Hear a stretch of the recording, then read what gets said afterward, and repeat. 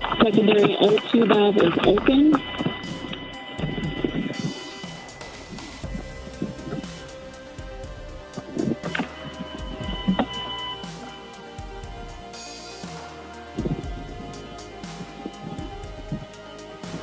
And that you are go for the EVA. EV1 is go. EV2 is go. Support 1 is go. Support 2 is go.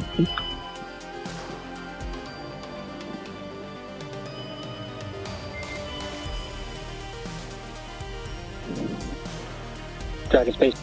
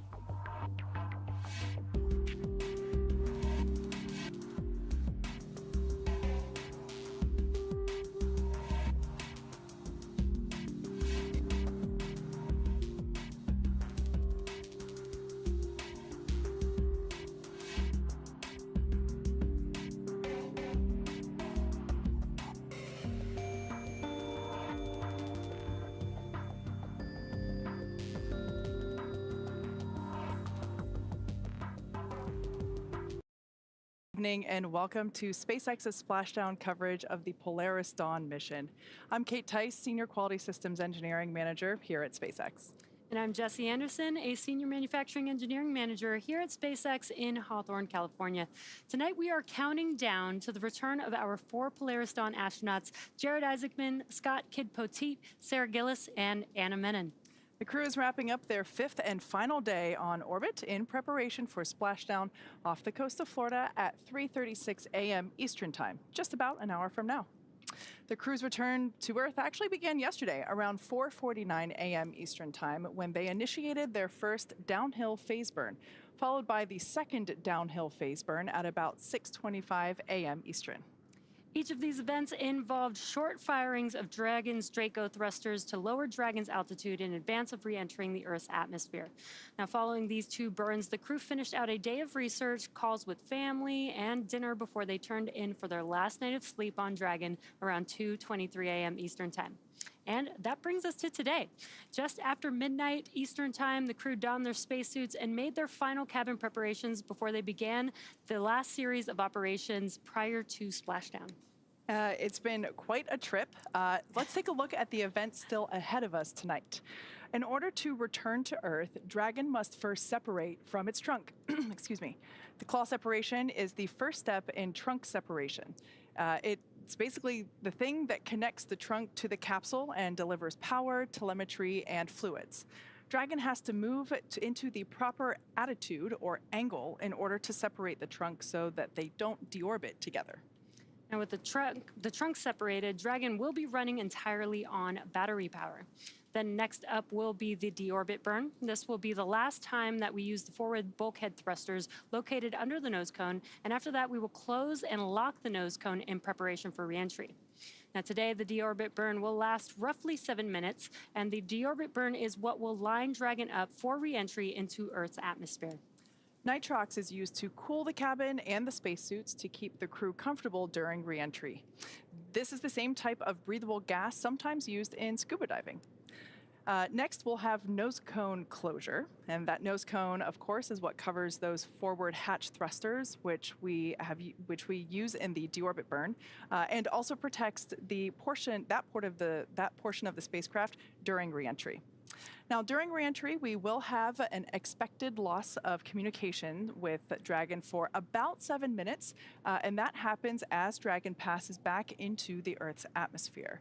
We expect to regain communication around 3:30 a.m. Eastern Time, although timing is not always exact. Now, after we regain communication with Dragon, about 2 minutes will pass before the drogue parachutes deploy. These are the 2 smaller parachutes that are designed to stabilize Dragon and slow it down before the release of the main parachutes. Less than a minute after the drogue parachutes deploy, we'll see the release of the 4 main parachutes. These are the big orange and white parachutes that further slow down the spacecraft. Over the course of 3 minutes, the drogues and the mains will work together to bring the vehicle's velocity down from 350 miles per hour down to just about 15 miles per hour. And once it's time for our crew to deorbit and splash down back on planet Earth, they'll be heading to one of 7 targeted sites supported by SpaceX. All of these are located... Dragon SpaceX, deorbit sequence start in 5 minutes.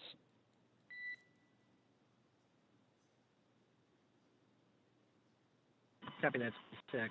We show the same. All right, so just a call out there from the core down here in SpaceX Mission Control. That is the view that you're looking at now. And that was just letting the crew know that they're going to begin the deorbit burn in 5 minutes. It's always good to keep the crew informed of timelines so that they can expect those events. Now, for recovery, all of the sites for recovery are located off the coast of Florida, basically either in the Gulf of Mexico or the Atlantic Ocean. Spreading the supported sites across multiple locations helps to maximize return opportunities for this mission and for future crews, lowering the chance that we'll have to wave off due to bad weather. Now, in a wave-off scenario, Dragon would remain in orbit until the next landing attempt. Since Dragon is capable of splashdown on either side of the Florida Panhandle, we have 2 identical and fully equipped recovery vessels ready recovery vessels ready to support, one in the Gulf of Mexico and the other in the Atlantic Ocean. SpaceX selected primary and alternate splashdown locations off the coast of Florida for tonight's splashdown, working with a lot of different variables, including what landing sites are available and have favorable weather. Dragon has the capability to execute a unique series of orbit-lowering maneuvers using its Draco thrusters to line up its ground track for each primary location and maintain the capability to change alternate sites in free flight as weather constraints dictate.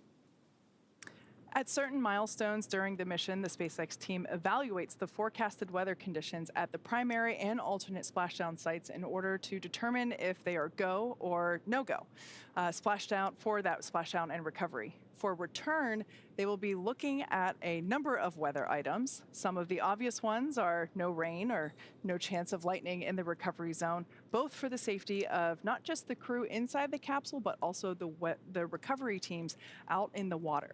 They're also looking for wind speeds less than 15 feet per second, or about 10 miles per hour, and relatively calm seas, so we can safely execute recovery operations, which includes landing a helicopter on the recovery ship to fly the crew back to Florida. For these operations, SpaceX closely coordinates with the United States Coast Guard to establish a safety zone to ensure public safety and for safety of those involved in the recovery operations, as well as the crew on board the returning spacecraft. Multiple notices are issued to mariners in advance and during recovery operations, and Coast Guard patrol boats are deployed to discourage boaters from entering the splashdown zones. Now, we want to stress to the public the need to respect this safety zone. Recovering a spacecraft from the water is a hazardous operation. Any other boats interfering increases risk to the astronauts in the capsule, the teams working to recover them from the water, and the safety of those that come too close. So for the safety of the crew and your safety, we recommend you sit back and watch as we'll be bringing you the best possible views of our astronauts coming home right here. In the next phase of the mission, Dragon has a series of steps to complete before returning our crew home. First, Dragon will jettison its trunk, which is the cylindrical, unpressurized part of the spacecraft. The trunk is currently connected to the aft or bottom section of the Dragon capsule, where the heat shield is located. So, in order to expose that heat shield and get the vehicle ready for atmospheric entry, we'll jettison the trunk. From there, the spacecraft will use its forward thrusters to perform a deorbit burn, which will put Dragon on a trajectory to return to Earth and our splashdown location at Dry Tortugas off the Florida Keys. This burn will last about 7 minutes once it starts. And to prepare for these upcoming events, Dragon SpaceX, we do have a TDRS handover around claw SEP and trunk SEP, so I'll make sure to formalize all calls after the TDRS handover. This is in about 5 minutes.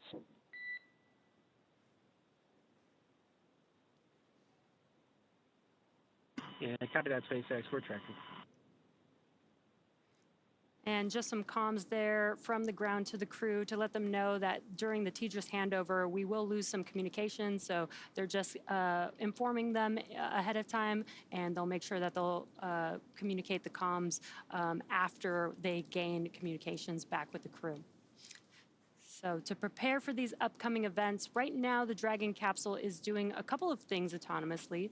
One of these steps includes isolating the thermal control system fluid loops from the radiator. This system is what will help keep the internal temperature of Dragon temperate for Deorbit sequence start.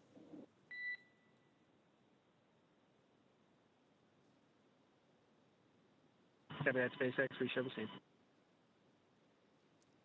Great news, the deorbit sequence has begun.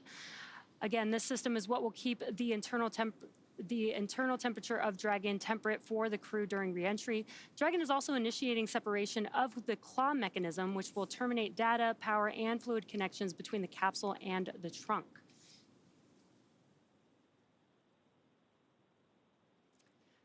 So that's a pretty exciting milestone. Basically, we have the trunk attached to Dragon for the duration of the mission. That provides power to the Dragon capsule and the crew.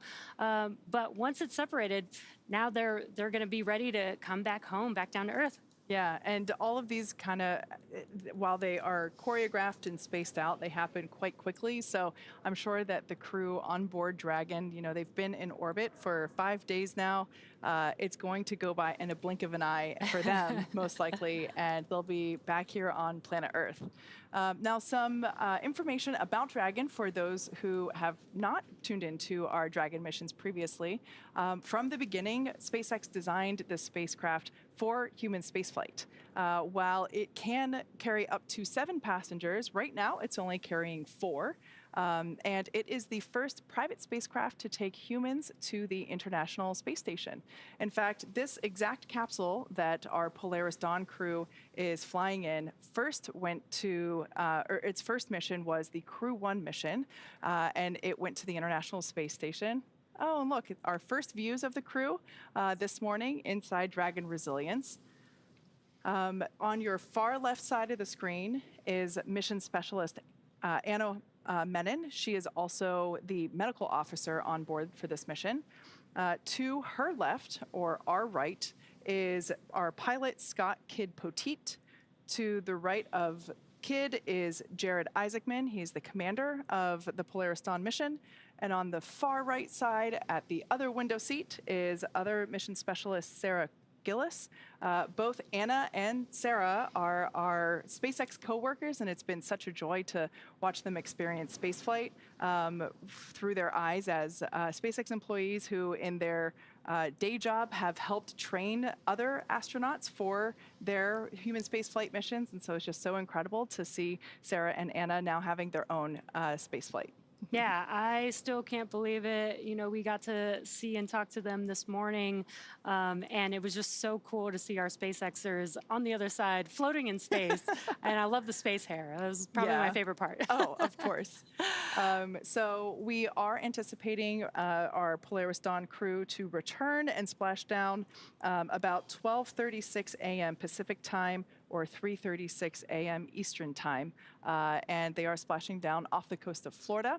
And we're very much looking forward to getting them home. I have ordered a copy of Anna's book, and I will definitely be asking her to sign it when she gets back. Oh, I definitely ordered one as well. Dragon SpaceX nominal trunk jettison. Copy that, SpaceX. We show the same and felt the same. All right, good news there. We just heard that the trunk has been jettisoned or separated, which is great news. Like we were saying before, we had to basically unconnect with the trunk in order to expose the heat shield, which is the most important thing when it comes to re-entering the Earth's atmosphere. And we're doing that trunk separation now so that the trunk and the capsule don't return together in the same trajectory. So good news there that the trunk is now jettisoned. Yeah, exactly. So that means that telemetry is looking good. The nitrox system is primed for cabin and suit cooling. And again, the heat shield is exposed and ready for atmospheric reentry. Now, Dragon will slew, or what we call maneuver, itself into the correct position to deorbit, to do the deorbit burn here in just a few minutes. Now, for the deorbit burn, this is the last time that the forward Dracos, which are the 4 thrusters located on top of the vehicle, will ignite. The deorbit burn will place Dragon on a precise trajectory to return to the splashdown zone off Dry Tortugas in the Florida Keys, and will last about 7 minutes long. Dry Tortugas is a new landing location for Dragon that our teams activated in a couple weeks just prior to the Polaris Dawn mission's launch earlier. This is the first time that we will be returning Dragon to the Dry Tortuga splashdown site, which is pretty exciting. I was personally very excited to hear this because I did a presentation about Dry Tortugas National Park when I was in middle school. So wow. I knew exactly where they were going when I heard the name. Full circle moment there. Indeed. So we were talking a little bit about the different burns that the Dragon capsule does in order to deorbit and return to Earth safely. There are 16 Draco thrusters used to orient the spacecraft throughout the mission, including apogee and perigee maneuvers, as well as orbit adjustments and attitude control. For the deorbit burn, that only fires 4 of the Draco thrusters on the perimeter of the nose cone, basically located around the Skywalker that we saw in action during the EVA. And it was incredible to see that, but it's those 4 Draco thrusters that we saw there that are basically going to be doing all of the work for this deorbit burn. Each Draco thruster is capable of generating 90 pounds of force in the vacuum of space.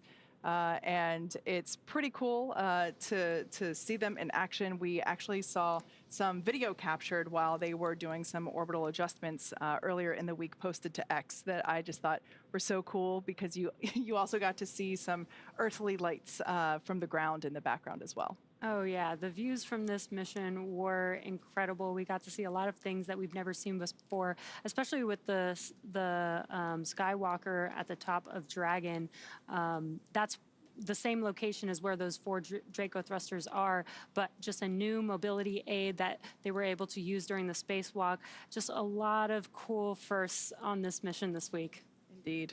It has been a long week, that is for sure. It seemed like every day there was action happening, and we're super excited that they're going to be coming back soon and share more of their experience with us when they're on the ground.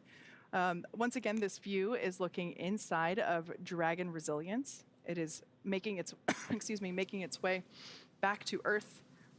We can see some minor movements there with the straps and still floating around. Yeah, so they're making their way back to Earth again. They are going to be splashing down off the coast of Florida. We anticipate that splashdown around 3:36 a.m. Eastern Time.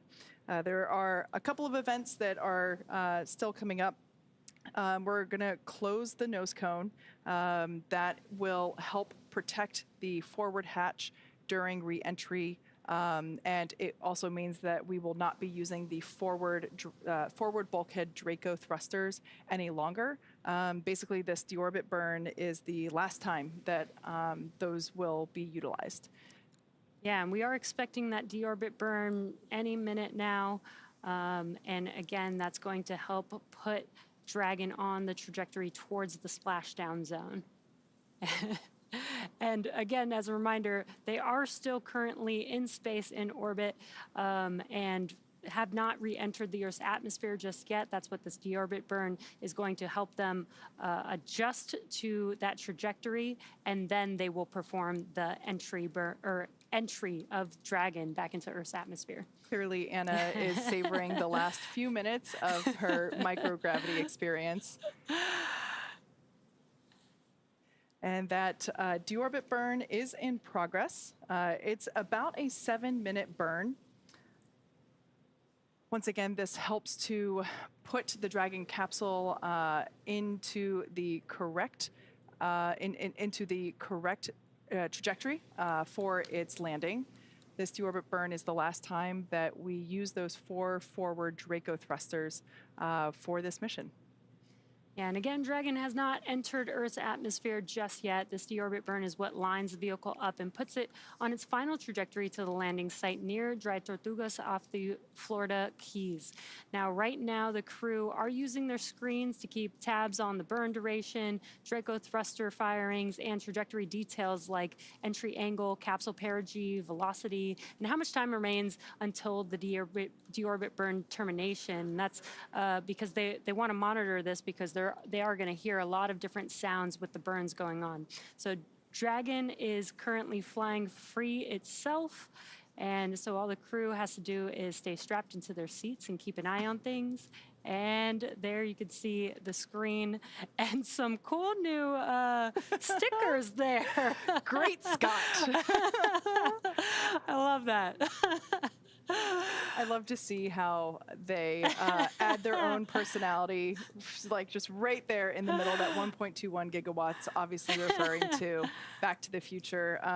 It is worth noting that that Jared has actually flown in this capsule in the commander seat once before, as he was the commander of the Inspiration 4 mission.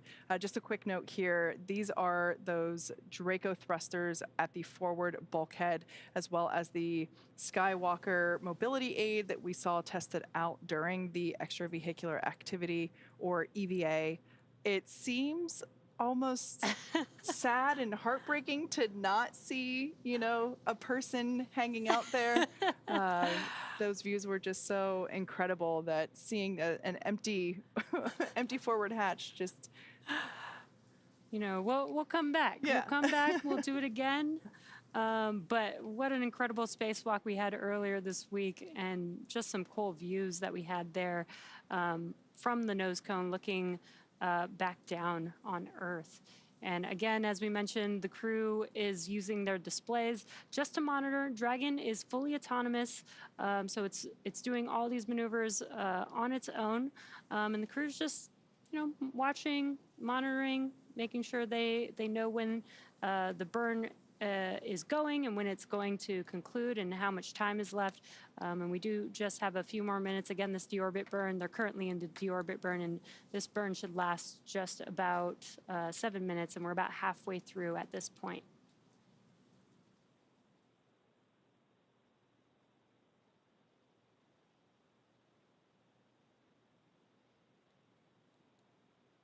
I love this view here. So just for a little bit of frame of reference, on the left side of the screen is Commander Jared Isaacman, and the right-hand side of the screen is pilot Scott Poteet, although he prefers to go by his call sign Kid. And I think that this is such a great view because it really gives you an idea of what they are looking at, in addition to the tablets that they have strapped onto their legs. You can see the procedures that they are following along with, as well as the display that illustrates which Dracos are firing at what point. Now, this deorbit burn is still underway. I'm going to pull up the map real quick, but it looks like that might be Australia.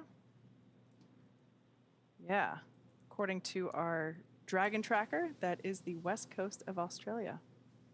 It's so cool almost to see the difference. If you watched, earlier this week, they made it over 1,400 kilometers away from Earth. They got a nice round view of the globe. And now you can see that they're much closer to Earth with just a very small slice of Earth that they could see in that view.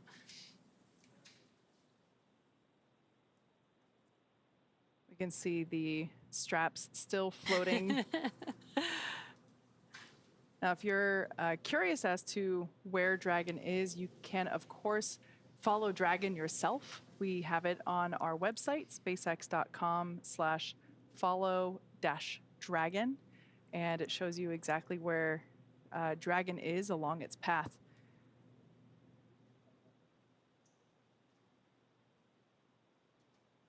Oh, and there's both. You can see how fast they will move as they will be splashing down off the coast of Florida. And they're just passing by Australia right now. We do expect splashdown to happen in about 30 minutes or so.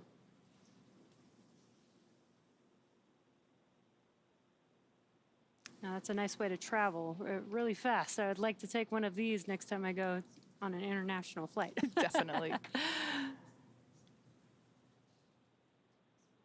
And just such great clear views. This is a nice treat for us to be able to see this. And we do have just about a minute remaining in this burn. Again, this will be the last burn for these Draco thrusters at the forward bulkhead. And once this is complete, then we can close the nose cone. We do close the nose cone in preparation for re-entry. And that helps allow us to reuse the capsule, makes reusable a lot easier when you can open and close the nose cone. Previous Dragon designs, we did jettison the nose cone. Now we keep it attached, so in preparation for entry, we do close and lock that nose cone.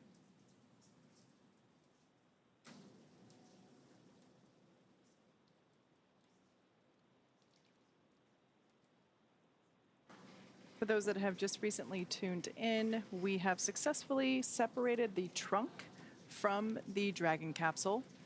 And these are just such amazing views. Dragon SpaceX, deorbit burn complete. Performance nominal. Nose cone closure initiated.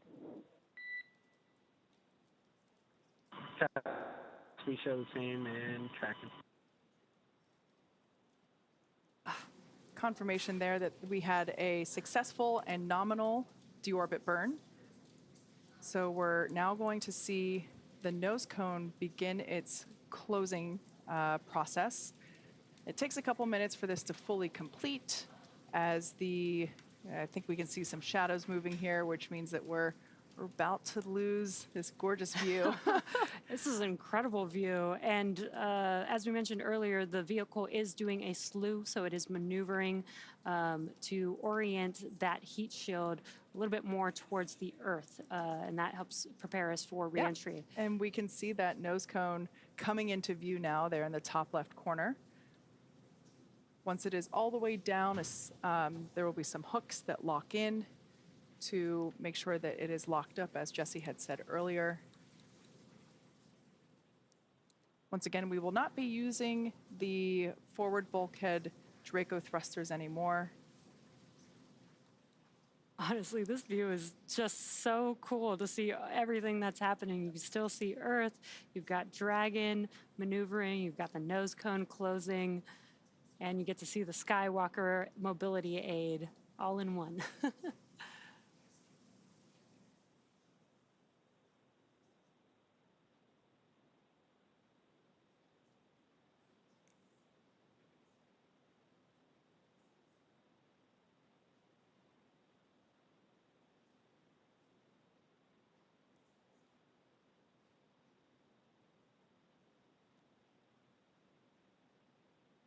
We can see that nose cone coming down to its final position ever so slowly and ever so sadly. Slow and steady. And again, we close the nose cone in preparation for re-entry of the vehicle. This helps keep the nose cone safe, intact with the vehicle. Again, we are going to close this and lock this, and this protects the top part of the vehicle as it re-enters the Earth's atmosphere. Now, we don't necessarily need it for Dragon, but we do want to protect that Skywalker during re-entry, which we don't typically have or haven't had before on Dragon missions. So this nose cone will actually keep that Skywalker mobility aid pretty safe as well. Indeed. Now, while all this has been going on, the vehicle has initiated the nitrox suit purge. This helps to keep our crew members cool and comfortable during re-entry, which once again, we expect that to occur here in a few minutes, in about a half hour, or a little bit less than a half hour. The exterior of the vehicle will reach temperatures of about 3,500 degrees Fahrenheit, and the crew members remain comfortable, really, even though the outside is quite extreme. Thanks to the environmental systems inside the Dragon capsule and the thermal protection system on the exterior of the capsule. Yeah, it's pretty important to keep them cool on the inside. Again, we don't have the trunk of Dragon anymore, so it is on internal power, but it's enough power to keep everything cool inside the cabin, because as it re-enters the Earth's atmosphere, it can get up to about 3,500 degrees Fahrenheit, which is pretty hot. Yeah. We've heard some of the crew members that have flown on Dragon that sometimes they can even see some of the sparks through the window. The plasma. So, yeah. So all along for basically the last day, the Dragon capsule has been decreasing its altitude, beginning with the first two phasing burns that occurred on Friday. 100 kilometers in altitude will begin entry interface, and at that point, that's when the crew begin to feel the effects of the Earth's atmosphere. I just love these stickers here. It's so great. And again, the crew is just monitoring. They also have their tablets, they have the displays. They can follow along with all the procedures that are happening every single step of the way. with everything that's happening with the burns, with the nose cone closing inside of Dragon, they'll be able to hear some different sounds. So being able to follow along with the procedures is really important so that they can connect the dots with the sound to the action that is happening outside of the capsule. At this point in time, we're just standing by to hear confirmation of the nose cone's closure. Once we get that information, that basically completes the first half of our deorbit process. Once again, these views live from inside Dragon Resilience, looking over the shoulders of our commander and pilot, Jared Isaacman and Kid Poteet. And currently they are traveling 17,500 miles per hour while they are still in orbit, but they will go down to about 350 miles per hour once the drogues deploy. And then the main chutes are actually going to slow the vehicle down so much that by the time that they splash down back on Earth, it's only about 15 miles per hour that they'll be going. So those drogue chutes and main chutes are pretty important and do a very good job of slowing the vehicle down. Yeah, we actually now build our drogue parachutes in-house. Shout out to the Bloomfield team up in Connecticut. These drogue parachutes do quite a bit of work, and actually if we didn't have drogue parachutes, we would have to have more main parachutes, and they would have to be twice as big in order to effectively slow the capsule down. Basically, the drogue parachutes deploy around 18,000 feet when the vehicle is going about 350 miles per hour, and the vehicle, thanks to the drogues and the heat shield and really just the continued friction of the Earth's atmosphere, helps slow it down to 119 miles per hour when the mains deploy at about 6,500 feet. So they're really important pieces of the Dragon capsule, and it's always so fun to watch them deploy. I can only imagine what it would feel like to be in the capsule as you're starting to feel Earth again, and then these things pop out and really slow you down. I'm sure it's a welcome feeling, but also kind of a sad one because it means they're really at the very end of their space flight. Yeah, I'm sure it's probably somewhat similar to skydiving, but except they're coming from microgravity into gravity. SpaceX, nose cone secure for entry. Copy that, SpaceX. All right, so there we heard it. The nose cone is confirmed to be completely closed, and that is great news as we begin the second half of entry. Right now, Dragon is beginning to flush nitrox into the cabin and continuing to top off the crew's suits with that cool air. Again, this is what will allow the cabin temperature to remain comfortable while external temperatures reach 3,500 degrees Fahrenheit. The heat shield is pointing forward, leading the capsule to the landing site. Now, while we wait, let's talk a little bit about some of the highlights from the week. On September 11th, the crew hosted a book reading of Anna's book, Kisses from Space. The book details a Mama Dragon's trip to space and the inspiration she draws from her 2 kids and husband on Earth. After her book reading, Anna and the entire Polaris Dawn crew held a Q&A with St. Jude patients to answer their questions about space.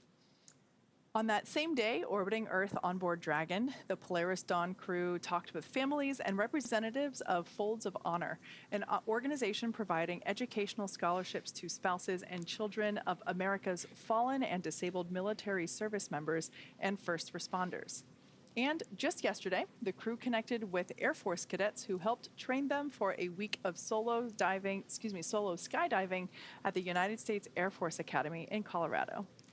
Yeah, and it's been a pretty jam-packed week, and those were just a couple of events that they, did while they were on orbit. But there's been so many experiments, so many records that they've been able to break. They hit the highest apogee since the Gemini 11 mission almost 50 years ago. They performed the first ever commercial EVA spacewalk. They flew and utilized our newly designed EVA spacesuits, which we designed in-house here at SpaceX. So just a lot of exciting stuff, such a great mission. Pretty jam-packed to get all of that in just 5 days. Yeah.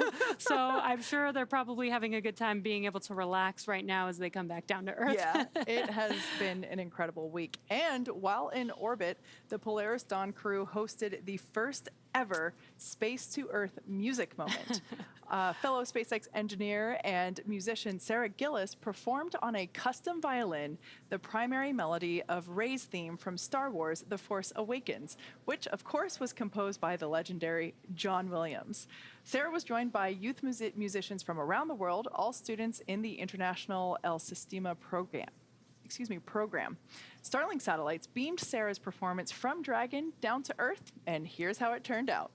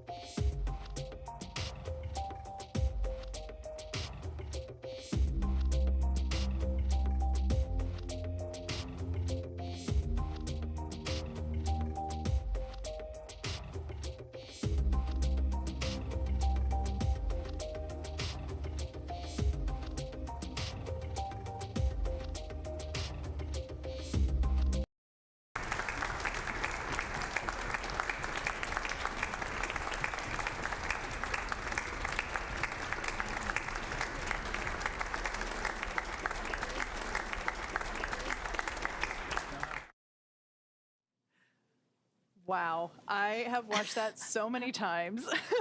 Literally watched, listened. I have a background in music, so watching this and seeing, how music connects people all around the world, and the fact that that is exactly what Sarah did with her violin, is connect multiple locations around the world, brought them all together.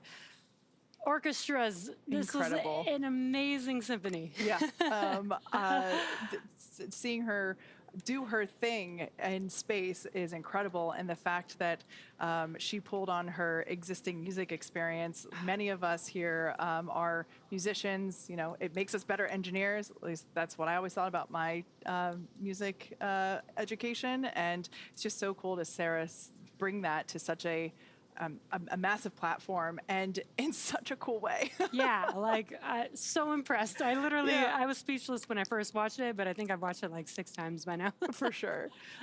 So right now, we don't have views inside the cabin at the moment, but the crew, they continue their deorbit journey. As of right now, we have already separated the trunk from the Dragon capsule, and that allows us, and they've undergone the deorbit burn as well. And separating that Dragon trunk allows us to expose the heat shield. And so let's talk a little bit about the heat shield in greater detail.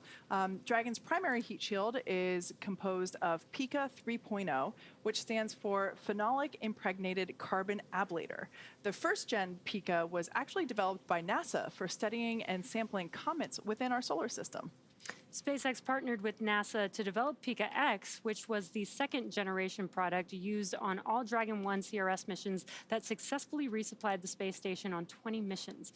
PICA 3.0 was developed specifically for use on Dragon 2 crew and cargo, with enhanced structural and thermal properties that optimized the heat shield and drove down cost and mass. Yeah.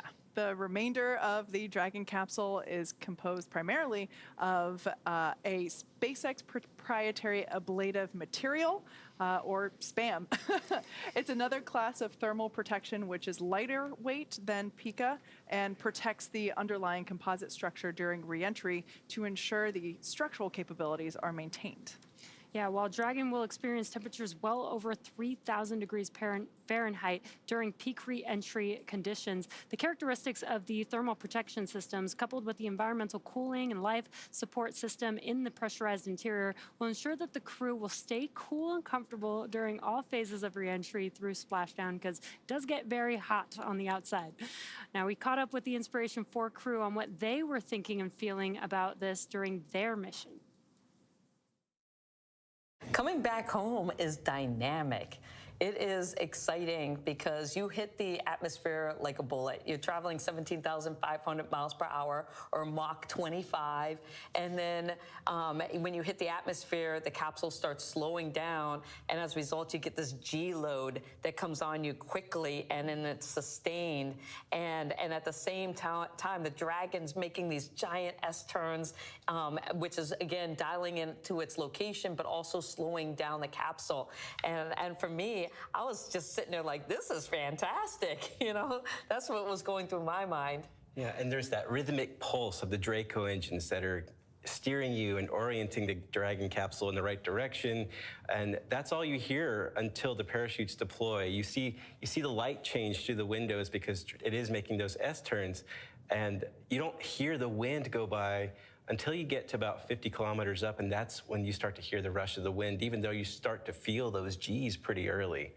And what's really cool about it is that as soon as you hear that pop of the pyros putting the drogue chutes out, the Dracos go silent.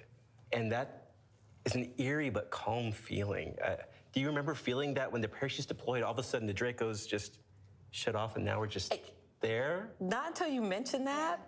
I'm glad you remember that. I know, but I just remember the feeling of relief of being like, yes, the drogues fired, and then the mains, because Jared had his hands on the buttons in case there was something, we needed it, and it's a dynamic, interesting time of reentry. I'm not gonna lie, I was nervous for reentry. Okay. Just, launch, you're so excited, because, 8-9 minutes, I'm gonna be in space. But then reentry was more intimidating for me. And then it was also it was more dynamic. It was more intense physically after you'd had no days of zero gravity, and then you started experiencing the G's again, and then you're up to 4.5 G's. It's really intense. You're just trying to breathe.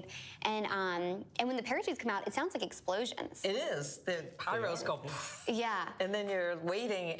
But it's such a relief. You're really happy to hear those explosions. You really are. Yeah. And I just remember when we started entering the atmosphere, I could see like fire from the window, and it was cool. But whenever we hit the water, it was just intense relief. I think one of my favorite moments though is right before, we're all strapped in and we're working our way to our descent, and then that's when Jared was like, well, I want to give you guys something to look forward to, so let me tell you about our splashdown party once we get back. Because he kept it a secret. He kept it a secret, and then I kept thinking, you're telling us now as we're going into the most dynamic part of flight? But that's Jared. He's like, let's calm down, it's all good, and let's share some exciting news to look forward to. Mm-hmm. Some awesome words there from the Inspiration 4 crew. I should say the Inspiration 4 crew that isn't currently on board the Polaris Dawn capsule. So Jared also commanded the Inspiration 4 crew as well as our current Polaris Dawn mission. And in fact, this capsule is the same one that the Inspiration 4 crew flew in as well. So we heard it from the experts. Re-entry is interesting. Yeah, it was really cool to hear, their different, each one had a different insight. Haley was, this was the more dynamic portion that she was maybe a little bit more worried about, and Chris talking about how the Draco engines go silent. Yeah. Just love hearing the thoughts from that experience. Yeah. Now, very similar to the Inspiration 4 crew, the Polaris Dawn crew did a ton of research while they were on orbit. So many science and research performed. About 36 research studies and experiments from 31 partner institutions designed to advance both human health here on Earth during, as well as in space during long-duration spaceflight. There is a great opportunity for these individuals to really bring another element of research to issues and health concerns that we have here on Earth, and that's pretty great. We have had a full complement of research, an action-packed schedule for this mission. We've had about 40 science and research experiments that we have been tackling, and they span all sorts of genres, and we're really excited to talk to you about a few of them today. So right here, what you see, this is a butterfly ultrasound device.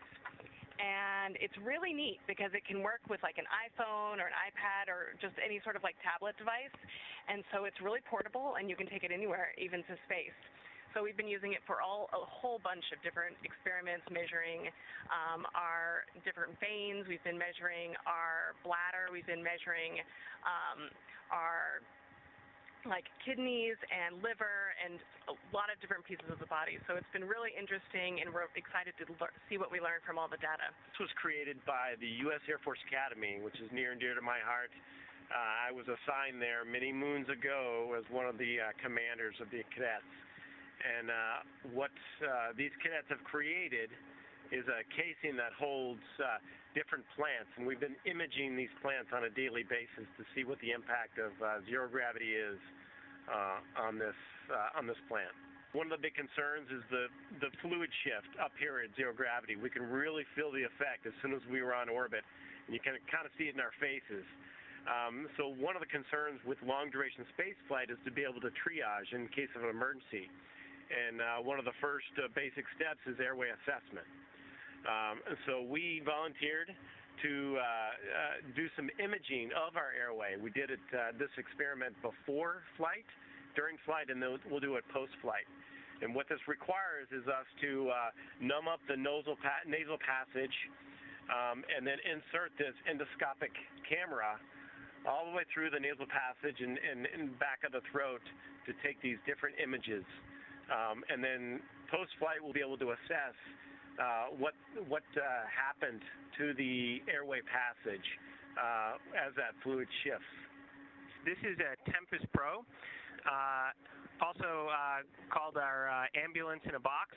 So, if you believe in SpaceX's vision of making life multiplanetary, that we're going to have thousands of starships in space someday, tens of thousands of people, we're on Mars and we're exploring our solar system, it's pretty cool, but those are some pretty long journeys, and hospitals aren't very close by. So we have to be able to bring diagnostic tools into space with us and then be able to beam that information back home to the flight surgeons. So just yesterday, we hooked up all sorts of cables to this, so blood pressure, SpO2, respiration, EKG leads, and basically we're able to capture a number of vital signs and test it out. And then today, we actually did a full-blown medical simulation of what could be a very likely medical situation that could develop after an EVA, and then was able to beam a lot of this information home via Starlink to the flight surgeons in mission control. So I really am excited about it because it's this kind of technology that's going to be needed, to kind of further humankind's ambitions to explore among the stars. We've been collecting data kind of every day, looking at the changes in our vision over time in space. We also have an experiment from CU Boulder that we did shortly after arriving on orbit, where you actually put a contact lens into your eye to monitor the pressure change over time. And there's a picture of Jared. He has the contact lens in his eye that's sending pressure data over 12, 24 hours to a sensor. But he really looked like a rogue space pirate with his eye patch kind of covering it, so he didn't have to have some vision changes from that lens. But it was quite a look up here for the space pirate. So cool to see them talk about their different science experiments. And if you notice, they were like letting go of some of the stuff that they were holding. It's just floating there. Chaos. But in addition to their science experiments and research experiments that they did on September 12th, while traveling in a 184 by 732 kilometer orbit around the Earth, the crew performed the first ever commercial spacewalk. Extravehicular activities, or EVAs, are activities performed by spacesuited astronauts outside of their spacecraft in orbit of the Earth. They are generally performed for service, maintenance, repair, or replacement of space equipment. Yeah, it was so incredible to see this live and see them going through and going through their test matrix for the suits. Now, an extravehicular activity usually begins with depressurization of the airlock or space module and then ends with repressurization of that space module or airlock after crew member ingress. But because Crew Dragon doesn't have an airlock, the entire cabin was actually depressurized, and all 4 astronauts on board participated in the spacewalk. It was Sarah... SpaceX, Dragon. Our tablets are secure, restraints are tightened, and our visors are down. SpaceX copies for crew entry prep. All right, good news there.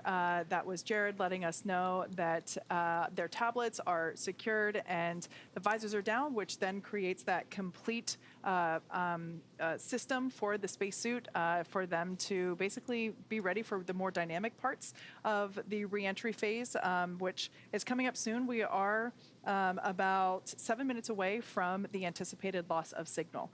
But getting back to the incredible spacewalk that Sarah and Jared and Kid and Anna performed, it was actually Sarah and Jared that took turns actually exiting the spacecraft while Kid and Anna supported from the inside. Overall, the spacewalk lasted 1 hour and 46 minutes from the time that the cabin air was vented to when it was repressurized once again. So it was incredible, and the first commercial spacewalk is certainly a moment to remember. So now some Dragon facts in terms of the Dragon capsule overall. Like I said earlier, it's designed from the beginning to enable human spaceflight, even though we started just with cargo spaceflight. It can carry up to 7 passengers, but for today, we've got 4 crew members on board. And it is the first private spacecraft to take humans to the International Space Station. It's also the first private spacecraft to take an all-civilian crew to orbit. And that was this exact Dragon capsule, Dragon Resilience, that, of course, was the inspiration for mission. This Dragon mission, this Polaris Dawn Dragon mission flew further than any Dragon to date and reached the highest Earth orbit ever flown with an apogee of 1,408.1 kilometers. Dragon has performed 47 total launches, including Polaris Dawn, 14 crew missions, including Polaris, 5 of those being private astronaut missions and 9 being NASA missions. We've had 42 visits to the International Space Station, 25 missions utilizing a reflown or a refurbished Dragon capsule, including Polaris Dawn. And like we mentioned earlier, this is the exact same Dragon flown on the Inspiration 4 mission. Dragon SpaceX.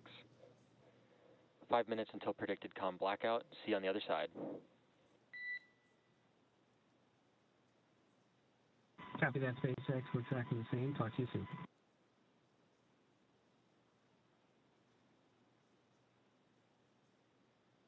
And we just heard some comms from the core to the crew, letting them know we're just about 5 minutes away from that blackout period, which is very, very exciting. That means that the crew is almost going to get through the portion of passing through the atmosphere, re-entering the atmosphere, coming back down to Earth. And ironically, today is actually the 3-year anniversary, 3 years ago today, on September 15th, 2021, the Inspiration 4 mission actually launched. And so we got to hear some thoughts. We don't get to hear the Polaris Dawn crew. They haven't gone through this re-entry period. So we got to hear some thoughts from the Inspiration 4 crew on their thoughts of this re-entry period. It's now time to come home. We've been floating in space for 3 days. What did it feel like to you guys to all of a sudden experience a 1/10 of a G as we came back? Okay, you said that liftoff was your favorite part. Coming back was actually mine. I loved hitting the atmosphere and the dynamics of it and having the G load, come on quick, and you're like, okay, gravity's heavy. I much preferred launch over Splashdown. But yeah, because we were in space for 3 days, and this is something I didn't think about beforehand, but whenever we started entering the atmosphere and started feeling the gravity again, I remember saying out loud, oh my gosh, this is so intense. How many G's are we at? And Jared said 0.3. I know. So we were at a third of Earth gravity. And I was like, we're gonna get to 4.5. But you just get through it. Yeah, just keep breathing, right? And then you just pray the parachutes will open. And then whenever they do, and then you hear from SpaceX 4 healthy mains, I remember screaming, thank God. Well, that's the most intense, when they talk about the Dragon being autonomous and stuff, on Ascend going up, if the launch escape system will probably catch an error before Jared and I could react. Right. We could do stuff, but you've got that. But coming back, you can't abort coming back. You can't. But the most intense moment, I think, for the commander and the pilot is making sure that the drogues and the mains come out, because we have a short window where we can manually fire them if they don't. And I just remember, we're counting down, and then I'm like green, yellow, and if I'd gotten to red, then that wouldn't have been good. But every time green happened, the pyros went, and Jared and I were just like, there's the drogues. And we could see it on our monitor. I don't know if you could, but we're like, oh, yes, drogues. And then we go I had through. to rip off my iPad to hand it to you so you could take a picture. Can take a picture. Once we got off, because once we got off the 4 healthy mains, Jared was like, that's the best thing I've ever seen. And I was like, yes. Yeah, and then it was like, at that point, it was so peaceful because re-entry was very dynamic. It was the G-forces were so intense. It was more shaky than launch was. And then when the parachutes deploy, they lift you up and shake you all around. And then after they're out, then you're just kind of falling down. I remember it sounded like a summer breeze outside, and we were like in 1G and just drifting down. And then when we hit the water, we knew it. It was. Well, that was one thing too. When you said you're looking at the screens, you and I had a pretty good view, Haley. We could actually look out the windows at that point, and I remember seeing that the Dragon capsule reorient, and as it's making those S curves to the atmosphere and seeing the clouds move very dynamically. And see, I love that. That, to me, hearing the Dracos firing and the, you know, it's like as we're doing these giant S curves. That's exactly what it sounded like. Yeah, it's like ingrained in my memory. And I'm like, and I remember just being there and being like, this is so cool. You know, and just the technology of what SpaceX has done and being able to, you know, have a capsule that will dial itself in and slow down your descent. It's just amazing. Such a great experience. But Splashdown was awesome because when we hit the water, you're just like, we did it. It was a very emotional moment, more than I expected. I love what Dr. Proctor said there. We did it. Yeah. I literally love seeing all the reactions because, you know, we don't get to, you know, experience these events with them. And every single one is very unique to each person's experience. And I love that all three of them have just like a different view of how each event went. Yeah, it's so great to be able to hear their reactions. And I look forward to hearing the Polaris Dawn crew's reactions once they get back on Earth and share their experience with us. Now, the Polaris Dawn crew, we are coming up to our anticipated loss of signal. This is the point in time in which the amount of plasma building up on the exterior of the vehicle becomes significant and that we are unable to command the vehicle or receive telemetry or communicate with the crew. So this happens every time a Dragon capsule comes back through the Earth's atmosphere, and we're anticipating about a 7-minute loss of signal for today's re-entry. But it's a period in which a couple minutes before it ends, we'll hear the core call out, the core being the crew operations and resources engineer. And that person is the voice to the crew, and they're sitting right there in that room on your screen. That is Mission Control here at SpaceX in Hawthorne, California. And a couple minutes before the blackout period ends, we'll start to hear the core hail the Dragon capsule, because sometimes they get through it quicker and we're able to communicate earlier than anticipated. So yeah, it's an expected period where basically no vehicle telemetry is received by Mission Control or the recovery team, and we're unable to command the vehicle. So as a reminder, though, the Dragon capsule is programmed to and designed to fly itself. So as we heard from the Inspiration 4 crew earlier, it is a period of great anticipation, but coming out on the other side is a moment of a lot of joy. Yeah, it's super exciting. We are expected to be in the blackout period at this moment. We did hear the core call that out about 5 minutes ago. So we should be in that blackout period. Again, it should last about 6-7 minutes.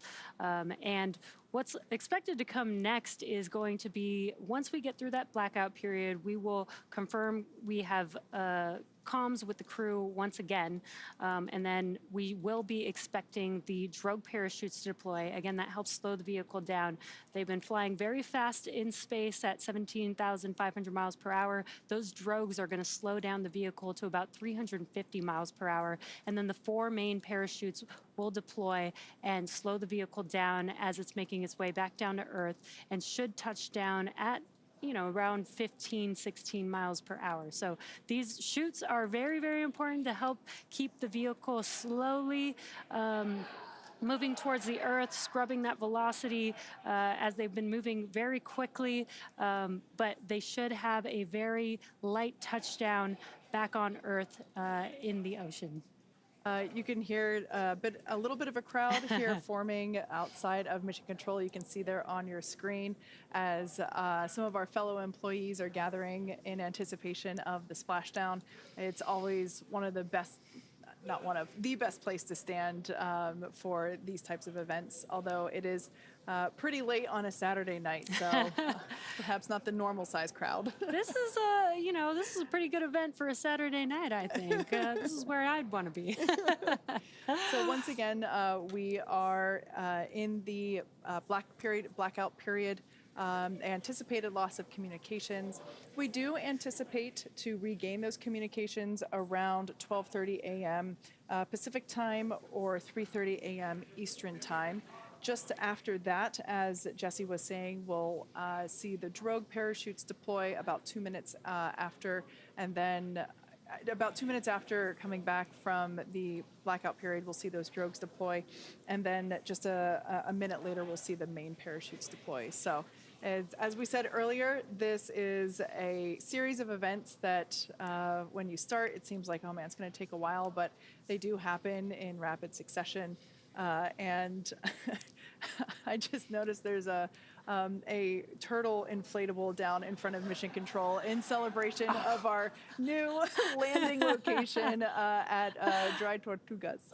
Yeah, I love that. Celebrating our new splashdown zone, welcoming the Polaris Dawn crew home. And we are a little over halfway through that blackout period. We are expecting to hopefully gain comms back in about a couple minutes from now again. And this, you can see on your screen, is the first ground view of the Dragon capsule making its way back, entering the Earth's atmosphere. I love this view. It's so fun to watch this. I can only imagine what it would be like to watch it with our own eyes. This thermal view in particular is really cool because you can see the trail behind it. Oh, now, that is so awesome. There's 4 humans inside of that capsule right now. Now, once again, we are in the anticipated communications blackout period. Basically, there is an envelope of ionized air around the spacecraft, and it blocks radio signals from reaching Dragon. So this basically plasma field around it prohibits us from commanding the vehicle or from communicating with the crew. So this anticipated blackout period lasts about 7 minutes, so we should be coming out of it here in about the next minute or so. We will probably start to hear the SpaceX core begin to reach out to the Dragon capsule, just trying to hail them, or we might even hear from the Polaris Dawn crew first.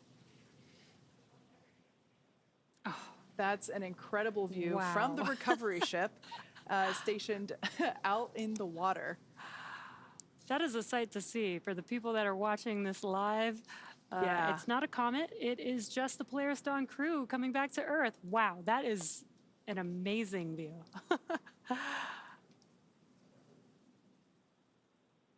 Once again, we expect this blackout period to end in about a minute. Another view of the Dragon SpaceX comm check.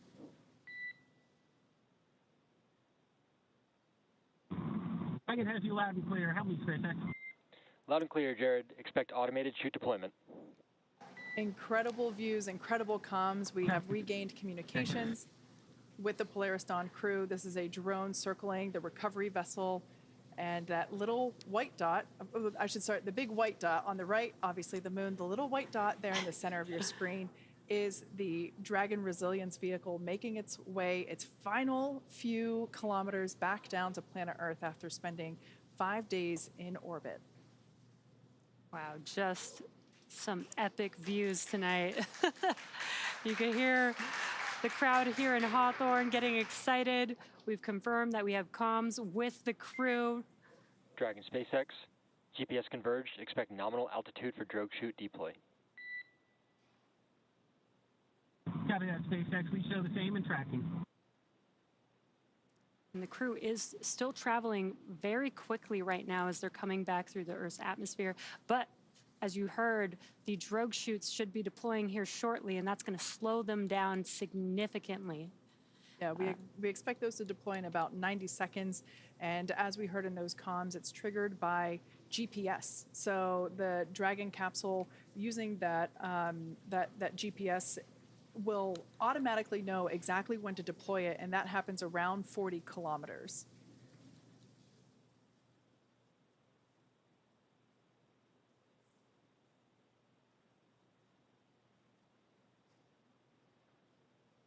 Once the drogue parachutes deploy, about a minute after that, we'll see the main parachutes. And it's pretty incredible that we only... We can see seat rotation now underway. This helps put the crew in a more ergonomic position in anticipation of Brace splashdown. for drogue window. Copy, we're bracing. Should see those chutes deploy here shortly. And you can see the crew bracing. As instructed. For the change in velocity.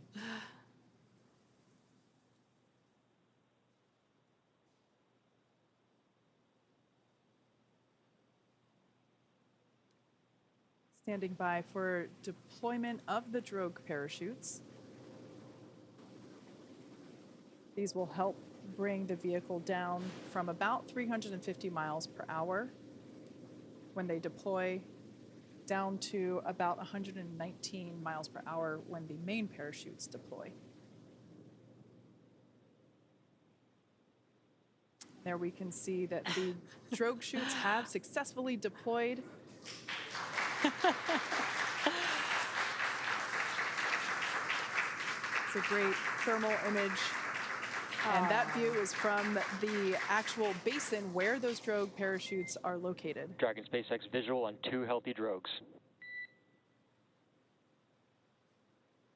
Copy that, SpaceX. We show the same. These drogue parachutes help to stabilize the Dragon capsule and get it into the right orientation before those main parachutes pop out, as well as providing that initial deceleration. This is such a great thermal shot of the Dragon capsule. You can see it turning a little bit with the drogue parachutes. And there are the 4 main chutes now deployed. They'll slowly open up to their full deployment here in just a few seconds.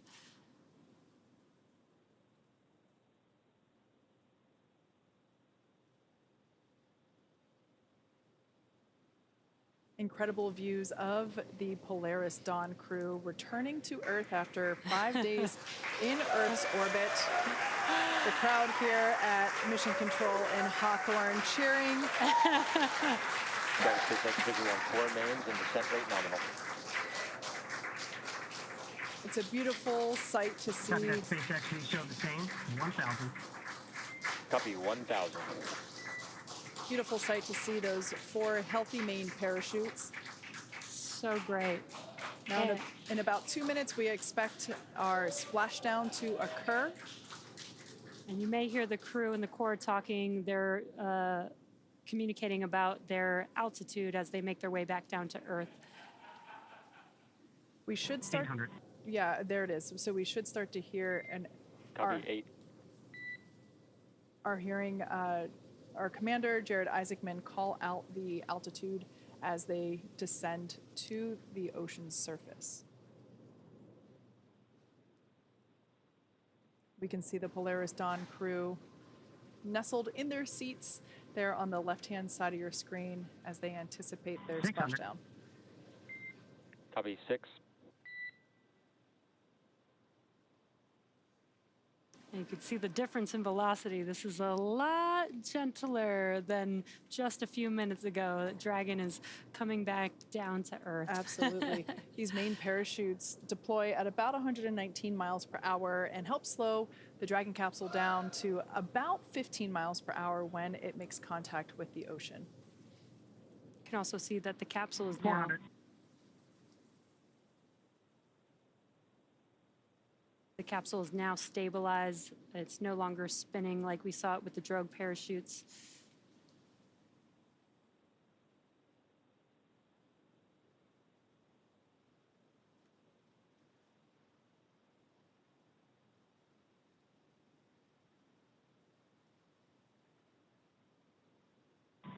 We're bracing. Copy 200 embraced. Bracing for splashdown. That will be the final call we hear from Jared until contact with the ocean surface.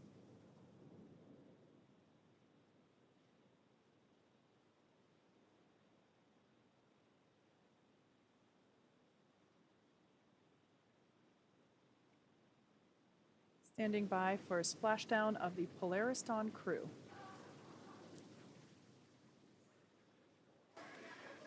And there you can see. SpaceX copies, we see splash. As you can see on your screen, and by the cheers behind us, the Polaris Dawn crew has successfully splashed down. Welcome back to planet Earth, Polaris Dawn. SpaceX recovery team now moving into place to begin the process of strapping the Dragon capsule up with the necessary rigging in order to lift it onto the recovery vessel.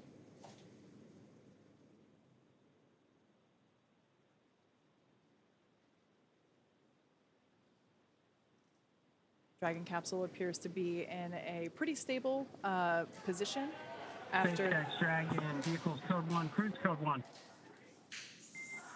SpaceX copies code 1.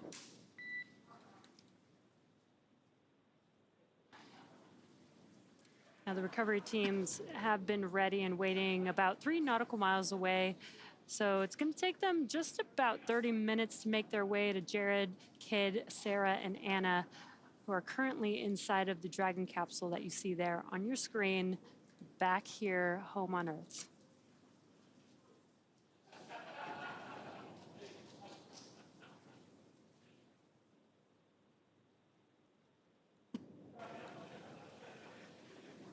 That call out that we heard earlier, confirmation of what I had said a little bit prior to in terms of that stable configuration, that code 1 call out is the reflection of the crew's reporting of that landing position. We can see the Dragon capsule bobbing in the distance. Like Jesse said, the recovery team is a little ways away from the splashdown location, obviously to ensure their safety, as well as the safety of the Polaris Dawn crew. So it takes a little while for the large recovery vessel to make its way over to the Dragon capsule, but there are a couple of fast boats that we will likely see come into screen sooner than later, and those fast boats carry... SpaceX Dragon, we're stable 1. Those fast boats carry... Copy, stable 1. Those fast boats carry the recovery team members that will scoop up the parachutes from the water, excuse me, as well as perform the initial safety checks to make sure that there are no hypergolic fuel vapors or any basically potentially harmful vapors remaining around the Dragon capsule following the deorbit sequence. So we'll see a crew with some personal protective equipment wearing that personal protective equipment around the capsule, performing those safety checks before allowing anyone to get too close to the capsule. Yeah, and I love that we have those fast boats. You know, instead of waiting for the recovery vessel to make it with crew members on board there, we have the fast boats to get there while the recovery vessel is making its way towards the capsule, and we can do all that work in advance. And they are very fast, as you can see. SpaceX, on behalf of the entire team of SpaceX, welcome home. We have pulled go for recovery personnel to approach. Expect personnel alongside in approximately 1 minute. Copy that, SpaceX, and Polaris Dawn, we are mission complete. Thanks for all the big help pulling this mission together.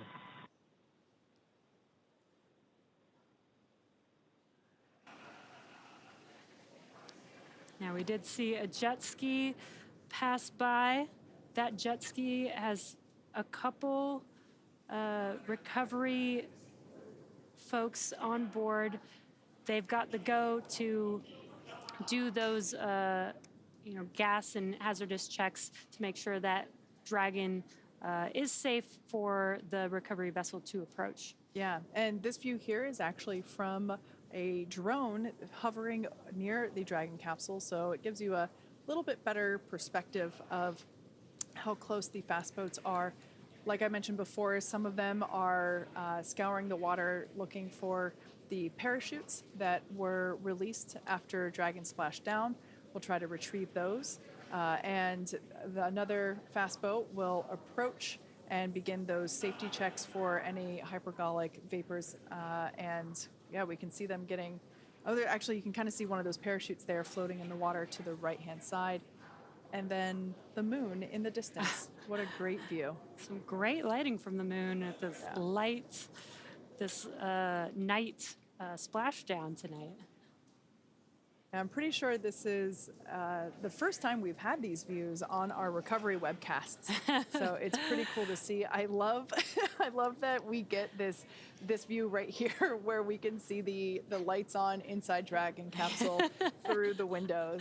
Almost looks like the eyes of Dragon. Yeah, that's pretty cool.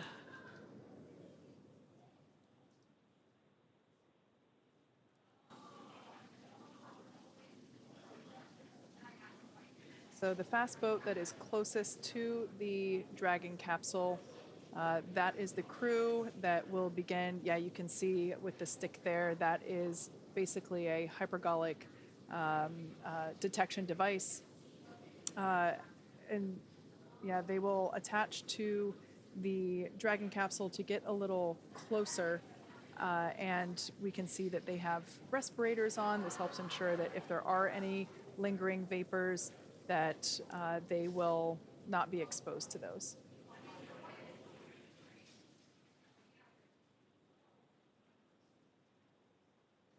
Now the recovery team, just like the Polaris Dawn crew, they perform quite a bit of training in order to be able to perform these activities safely. In fact, for those of you that have never watched our recovery shows before, but there will actually be someone that jumps into the water and begins climbing on Dragon capsule in order to secure the straps that are necessary to lift the Dragon capsule out of the water. Oh, there's a cool shot there because you can actually see the basin where the main parachutes were located. That's where oh, here's a thermal view now. But yeah, that lower, larger basin is where the main parachutes were located.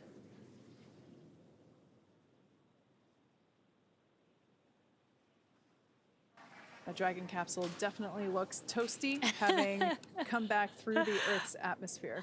A little bit toasty there. It was a little hot coming back. Yeah.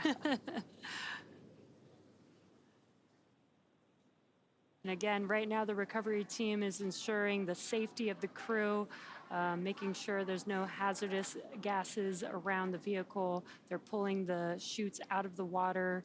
Which is what that thing is below the Dragon capsule there on the bottom right-hand side of your screen. It is not a giant squid. I love how there are lights on these boats. Maybe not there. Actually, I take that back. I don't think it's lights on the boats. I think it's lights with some of... Dragon SpaceX, hypergol sweeps, and unfired ordnance checks nominal, rigging in progress, approximately 5 minutes until capsule lift. Stand by for PMC. Copy that. 5 minutes for capsule lift, and glad all the checkouts are good. All right, great news there, letting us know, and we can see that the crew members have basically taken off their respirators, allows them to work a little bit more efficiently. Also heard that the crew will have their... Dragon SpaceX for PMC. PMC standing for Private Medical Conference, so this is an opportunity to check in with... SpaceX. We'd like to try and do the PMC in 10 minutes, 10 minutes, looking for crew to be okay with that wait.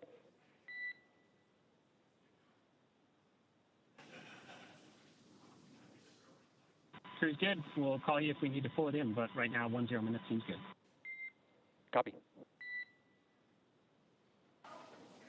All right, so that PMC Private Medical Conference, that's just an opportunity for the crew to chat with the flight surgeon, check in, make sure everybody's feeling good. So it sounds like the crew is on board to have that occur in 10 minutes. Meanwhile, the recovery team's here on your screen scurrying. Oh, there, our first view of the individual on top of the capsule. Yeah, I have said this in many Splashdown webcasts before. Not enough money in the world to convince me to do that job. I have so much admiration and respect for the people that can. Just doing that in dark water would be terrifying to me. And I love how efficient and well-trained all of these individuals are. We can see it in action here. They function as a really strong unit altogether. even in, I mean, these waters are pretty calm, but you can see the capsule and the boats kind of moving around, and it's not like they're on land. Yeah.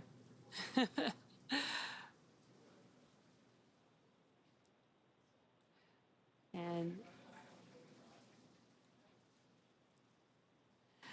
yeah, Kate, I mean, at least they are near the Florida Keys. They probably got some pretty clear water, even though it is nighttime. I wouldn't mind, jumping on top of the capsule and trying to rig up the Dragon capsule there. It looks like a pretty fun job, actually. Yeah, I think nighttime would be a hard no. Daytime, maybe. Dragon SpaceX for PMC. Go SpaceX. All right, we're actually ready to do a PMC now, so I'm going to be privatizing Dragon to ground. You'll next hear from the ship surgeon. Copy that, SpaceX.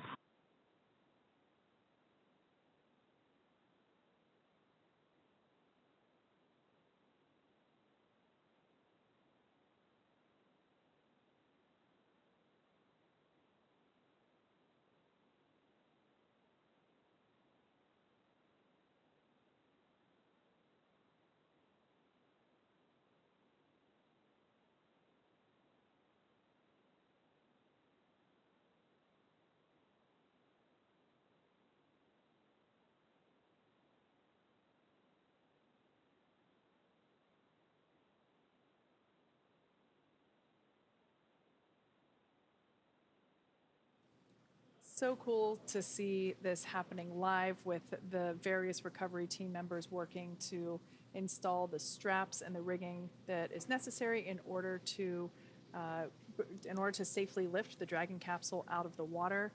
I want to give a special shout out to the SpaceX weather team and the recovery team for unlocking this location and adding it to our sites of availability for Dragon recovery opportunities and options, because as we saw trying to launch this mission when we were oh, just kidding. Fake Quindar. When we were trying to launch this, weather was really problematic, and it wasn't just the weather at the launch site, which is what most Dragon people SpaceX, think of. Dragon ground is no longer privatized. Copy that, SpaceX. Yeah, the weather at the launch site is what most people think of, but when we have a shorter duration, basically free flyer type mission like this, where the Dragon capsule is only in orbit for a few days, not only do we have to look at the immediate weather around the launch site and the weather during the ascent abort phases like we always do, but at the time of launch, we also have to be really confident that there will be good weather in at least a couple of landing locations available to us at the time of launch. And that wasn't an option for any of our existing sites, and the recovery team and the weather team worked really hard to identify this new location, and just look how calm the waters are. Wow. It was perfect for this splashdown today. And yeah, Kate, like for the last few weeks, weather, in Florida is, that time of year. It's the hurricane season, so it's a little bit tough. And like you said, 5 days trying to make sure that weather is good from start to finish is really, really difficult with that type of weather there in Florida. Where typically, other missions we've gone to the International Space Station where we can kind of wait out weather if we need to. For a mission like the Free Flyer, like you said, that's a little bit harder. Yeah. We don't have as much cargo space to keep food and supplies much longer than the planned duration of the mission. Obviously, there's some extra in there in case they did need to stay out in space, but we got some excellent weather for this. And a big shout out to Starlink. We've got this view here brought to you by Starlink, and we're now seeing the recovery vessel getting closer and closer to the Dragon capsule. This is where the Dragon capsule is going to be lifted out of the water onto this recovery vessel. A great shot of the helicopter pad there on top. That's pretty cool. So a helicopter is going to come once the crew is on board, once the capsule is on board, the crew's on board, and has exited the Dragon capsule. A helicopter is going to come land on the recovery vessel and actually fly the crew back to land. That's a lot faster path than waiting on the recovery vessel to get back to land.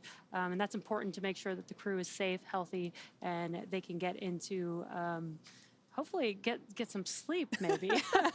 Yeah, I did make a note that the crew, you know, while they are on orbit, everything is scheduled, including their sleep periods. And they actually had their wake-up call at 6:25 p.m. Pacific time, or 9:25 p.m. Eastern time. So it's right now almost 1 a.m. Pacific time. So yeah, they've been awake for a while, and they had quite a day, honestly. And I'm sure that they are most excited to see their families again, and also probably pretty excited to get a good night's sleep. In a bed. Yeah. Instead of floating around. Yeah. Now, if you've recently joined us, unfortunately, you missed quite a bit of action already, but we still have a bit to go. So far, we, as you can see, have had a successful splashdown of the Dragon capsule carrying the Polaris Dawn crew. They splashed down about 12:36 a.m. Pacific time. Unfortunately, I was too excited and I didn't catch the exact splashdown time, but I think it was right around then. And that is now the recovery of the capsule is now underway. This view is of the recovery team in one of those fast boats. We can see some of the recovery crew members working to place the straps and the rigging around the capsule that will be used, excuse me, to lift the Dragon capsule out of the water and onto the recovery vessel. And from there, the crew members the recovery team members will open up the side hatch, and that will be the first breath of fresh air that this crew has had since they lifted off. Let's see, 5 days ago. Oh, man, this week has been such a blur. I guess that was Monday night, I think. A Monday night for us, yes. Yeah, okay, thank you. So yeah, it's been quite a few days, and once that hatch is open, we will then bring each crew member out one at a time. They will then head up to the medical deck and have an in-person checkout with the flight surgeon, or excuse me, the flight surgeon that is on the ship, so the ship surgeon. And yeah, from there they'll get on that helicopter that you mentioned. Yeah, and the flight surgeon will be the first to greet the crew once that hatch is open, and they'll help the recovery team and crew will help them exit the Dragon capsule if they need to. And we actually, you know, again, 3 years ago today, the Inspiration 4 crew lifted off and did their 3-day mission in space. So we'll get to hear some of their thoughts on what that was like exiting the capsule for the first time coming back down to Earth. It was a really kind of a bittersweet time. Like, we knew we had just completed all these different milestones. We had done all that research, and I know Polaris Dawn, they have so much more research they're going to get through. But we had just got down into the water, and now we're just sitting there waiting and waiting to come out and then go on to the next thing, right? And how do we take this story, how do we take this experience and share it with everybody that's been experiencing it with us, which they were watching us the entire time, which I think was amazing. We had so many people donate to St. Jude during our flight. That was one of the most incredible things to learn about. Yeah, later that night after Splashdown, when we found out we surpassed our $200 million fundraising goal, I remember I just couldn't stop crying. I was just so happy. And I love the fact that, you know, our families heard the sonic boom of us coming home. It's like we announced, here we come. I'm glad they knew that was a good thing. Yeah, that's right. But my brother, you know, Hayden is an aerospace engineer. He was like, yeah. He was so excited to hear that. He knew exactly what it was. We were the first SpaceX crew to splash down in the Atlantic. So we were the first crew to cause a sonic boom back over Florida since the shuttle stopped flying. Yeah, I know.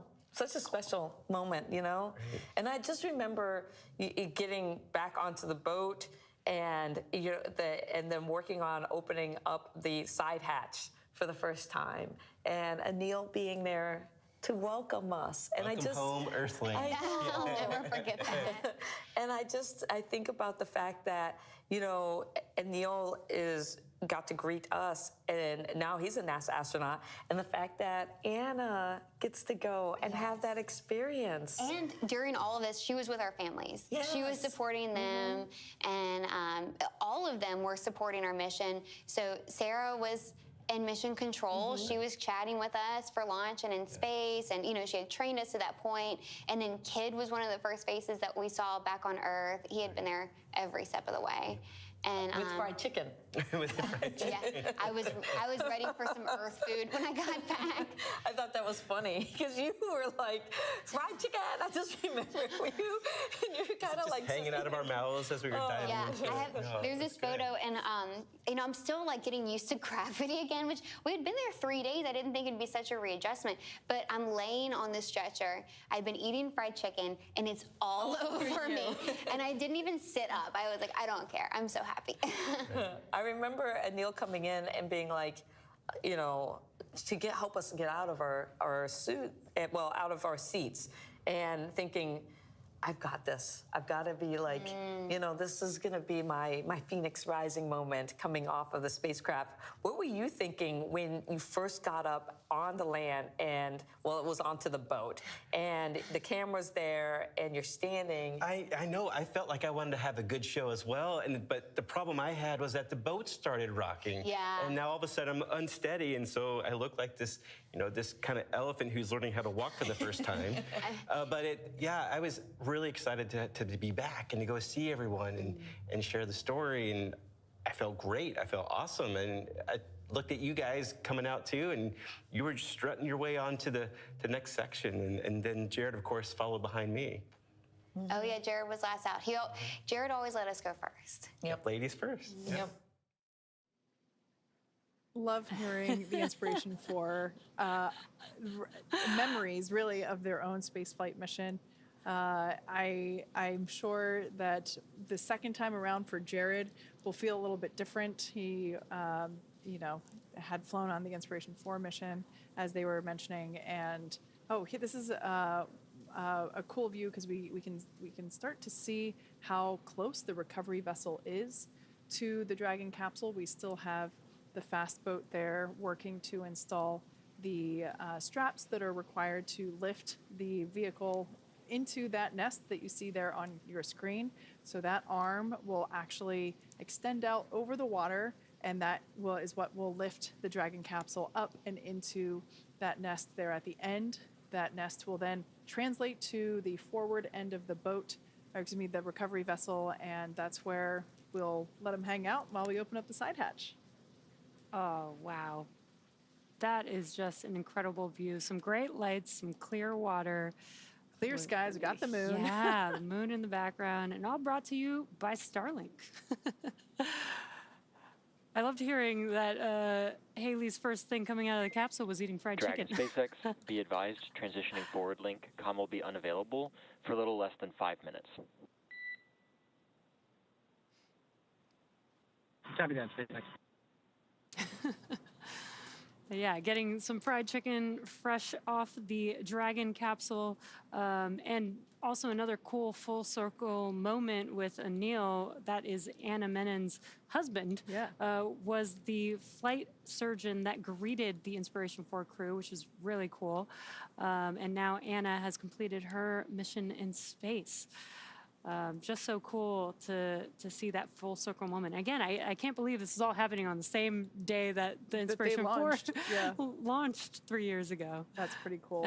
Yeah, so we can start to see the recovery team getting closer to the Dragon capsule, one of the fast boats there in the background, as well as the capsule itself coming into view. This arch, rather, that you see in a perfectly vertical position, that will actually extend out to about 45 degrees or so. And it will happen quite quickly. Basically, once all of the straps are in place and secure and tight, that arm will extend. You can see a protective buoy there at the end of the vessel to help make sure that nothing comes into contact with the Dragon capsule. But once those straps are attached and that arm, that hydraulic arch is extended out, the Dragon capsule will actually be lifted up and out of the water pretty efficiently and placed into that circular basket-looking thing, or what we call it a nest. And that is basically the landing point for the Dragon capsule. You can see it has a bit of a concave shape to help support the similarly concave-shaped heat shield at the bottom of the Dragon capsule. And once the Dragon capsule is in the Dragon nest, it will translate and move forward towards the front of the boat, actually more towards the middle of the boat, to a platform. As you probably can see on the Dragon capsule, the hatch is about in the middle of the Dragon capsule. So there is a platform for when they open up that hatch that it is very easy to exit the capsule to the platform. Now, while we can't see the crew themselves, they are remaining in their seats and strapped in with their safety harnesses, but at this point in time, they have opened up their visor, excuse me, as the dynamic portion of flight has concluded.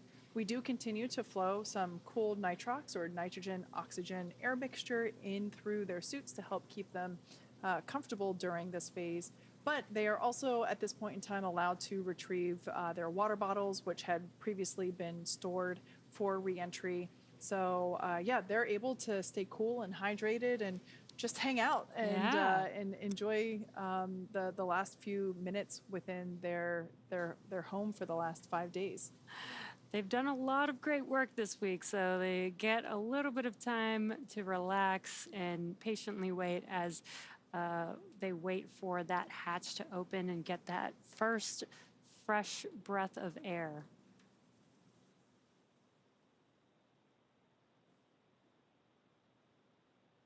Again, just some great views here. This is the recovery vessel with the helipad on top of it. Again, a helicopter is going to land on that pad there, board the crew, and take them back to land very quickly, back to their families and friends that'll hopefully be there to greet them back to Earth. I love this drone shot that we have. First time we've had a view like this for our recovery operations, and it's... Dragon, SpaceX, comm check. Dragon, as you loud and clear, how many? Loud and clear, forward link transition complete. Copy that, SpaceX. All right, we can see the recovery team continuing to pull the Dragon capsule a little bit closer.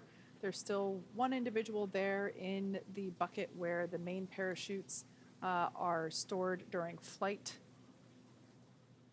You can also see at the top of, basically at the top of what is the side hatch, there's another bucket, and that's where the drogue parachutes are located. Dragon, SpaceX, rigging complete, approximately 5 minutes until capsule lift. Copy that, 5 minutes till capsule lift. And again, the core communicating to the crew as they can't see outside of the capsule, so there's a lot of movements going on, there's a lot of sounds that they're going to be hearing, and there you can see the hydraulic lift mechanism lowering into position in preparation for lifting the Dragon capsule out of the water. We'll see the recovery team individual who's there placing those attachment straps onto the straps that he's already basically put around the circumference of the Dragon capsule. That individual will climb up a little bit higher on the capsule and then jump off into the dark water. And oh, here's a cool view from above that helicopter pad.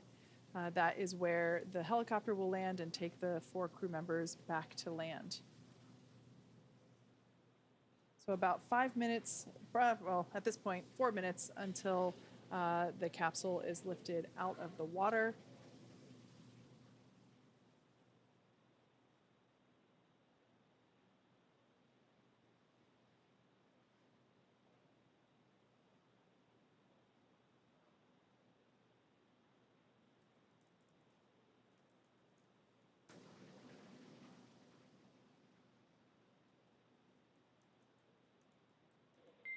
Dragon SpaceX, brace for capsule lift. There they go. Copy that, SpaceX, we're bracing. It's probably warm water, Kate. Yeah, you know what? Sea creatures love warm water too, in my head. They're not going to hurt you. We can see the Dragon capsule now coming out of the water. Our first view of that well-loved heat shield at the bottom of the Dragon resilience vehicle. Dragon now completely out of the water and will be lowered onto that cradle there.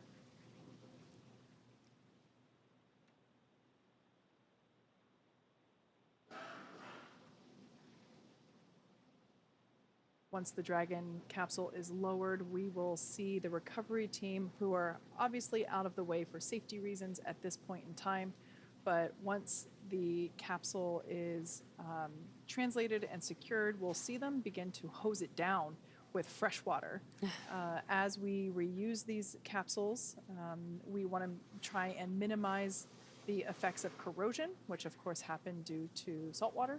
So we will actually begin to see not only that basin where the main parachutes were located, that will get rinsed out, as well as the overall capsule. The crew is now on the recovery vessel, probably their first moment of a little bit more stability being back on Earth.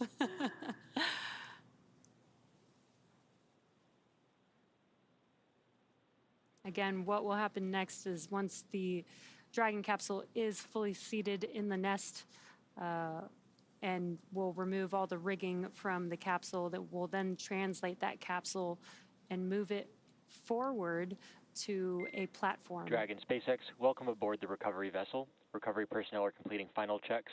Stand by for translation to the egress platform. Copy that, SpaceX, standing by. All right, great news there. And it looks like actually the estimation for lift was, we completed it 2 minutes early. So like I said, it's a pretty efficient operation. The recovery team, not only have they performed this on numerous actual human space flight missions, but also in rehearsals and training procedures of their own. So it looks like the crew members that you see there have donned some PPE once again. These are respirators that help to ensure that if there are any lingering hypergolic fumes, that they will not be exposed to it. So they are actually installing plugs into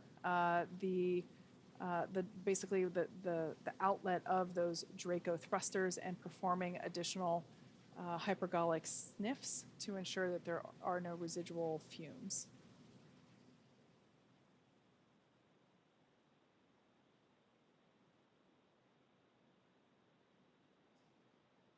Once they install all of the necessary Draco plugs, they will continue with a final round of detection checks.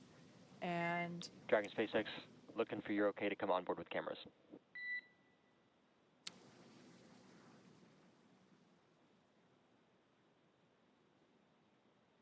SpaceX Dragon, you're welcome aboard with the cams.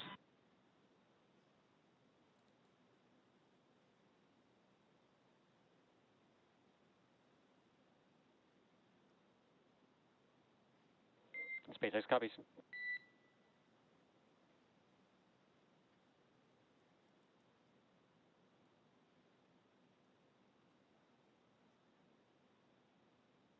recovery team continuing with the installation of those safety plugs to help prevent any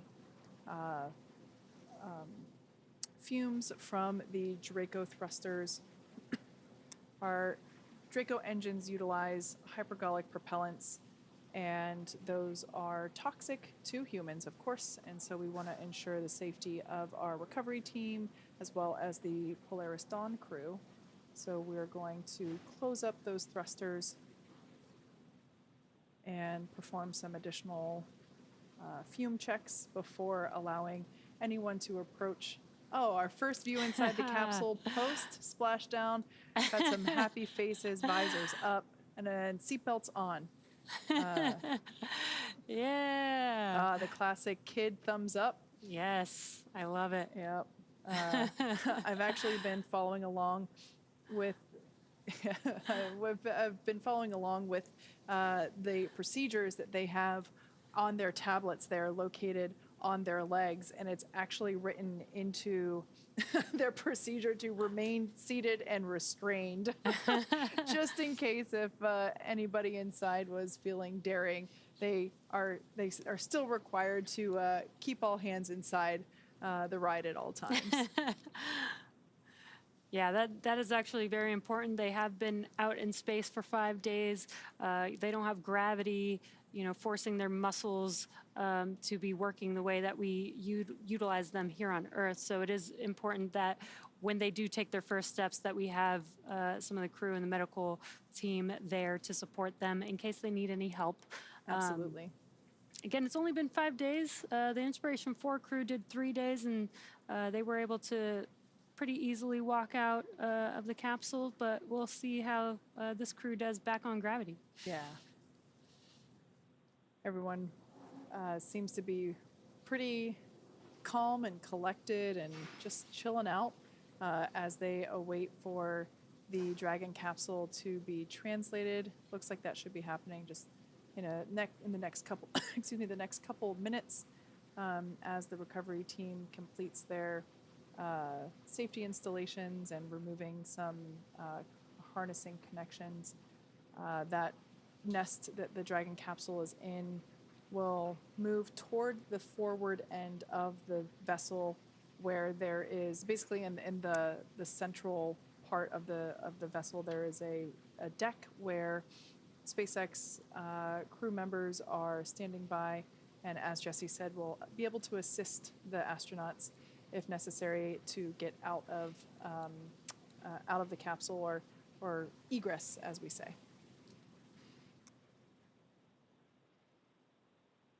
And a cool view here, just looking from behind the seats. On your left-hand side is Commander Jared Isaacman, and your right-hand side is our pilot, Kid Poteet. You can kind of get a feel for the difference in seat position in terms of the position that it's in now and the position that the seats were in while the crew was still in space. The warning and the 1.21 gigawatts stickers were a little bit closer to us, I feel like. So it kind of gives you a feel for the amount of rotation in those seats.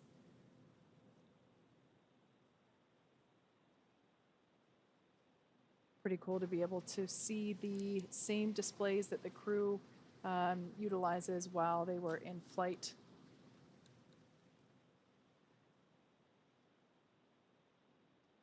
Once again, Dragon resilience has been successful. Well, first of all, it made an on-time splashdown in the, I guess this would be, considered in the Florida Keys down near at Dry Tortugas. And they had a pretty quick recovery out of the water. They are now on the recovery vessel and standing by for the final preparations performed by the recovery team prior to basically opening that side hatch. Once again, this will be the first time that the Polaris Dawn crew will have fresh air. It'll be fresh, salty, fishy air, but fresh air nonetheless. And there we can see the Dragon capsule now being moved toward the central part of the ship. You can see there. There are some SpaceX crew members also wearing respirators, once again, as we will perform the final hypergolic safety sniffing tests. As I mentioned earlier, beginning to spray the Dragon capsule down with fresh water to try and rinse that salt water off of the metallic components.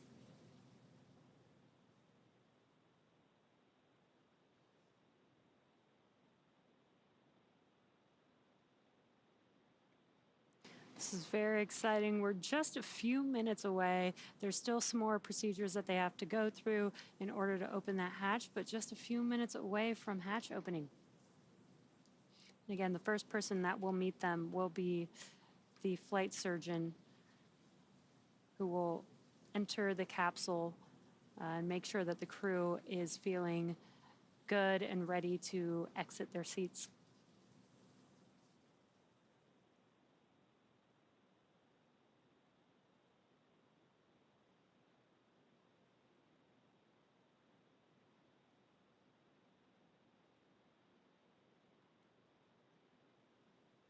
For those of you that have joined just recently, the Dragon capsule carrying the Polaris Dawn crew splashed down just 41 minutes ago at 12:36 a.m. Pacific time, 3:36 a.m.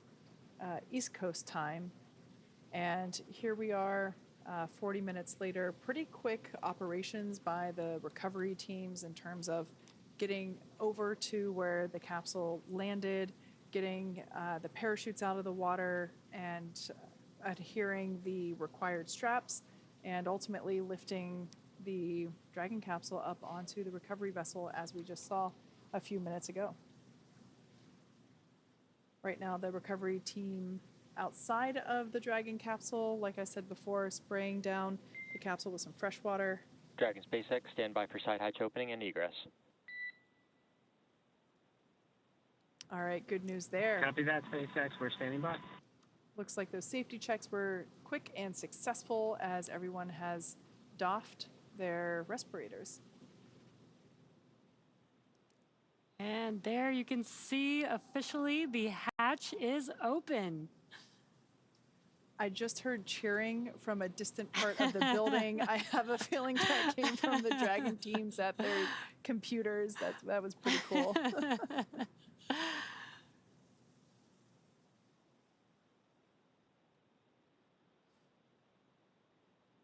That is the flight surgeon doing initial medical checks, making sure that everybody is feeling good. I have a feeling by his smiling face, he's getting 4 smiling faces in return.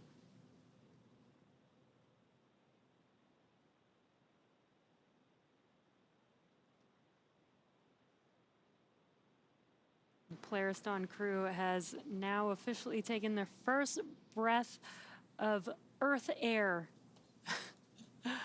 in the last 5 days.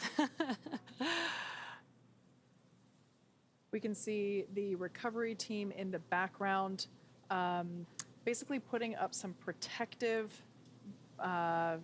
fixtures around the side hatch in order to ensure that as the crew egresses and gets assisted as they come out of the capsule, that they don't hurt the side hatch seals or themselves. Obviously want to protect the individuals as well.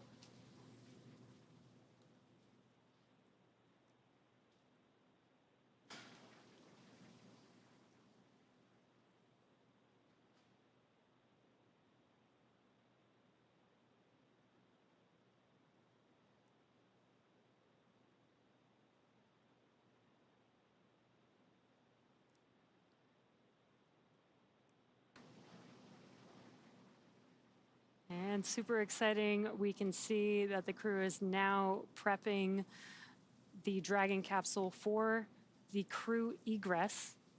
And there is, they're going to be removing their harnesses, removing any equipment out of the way to ensure that they are safe to step out of their seats and egress the Dragon capsule.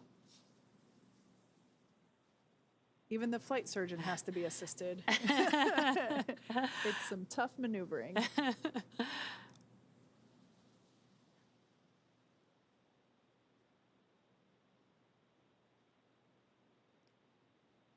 So we'll start to see the footrests.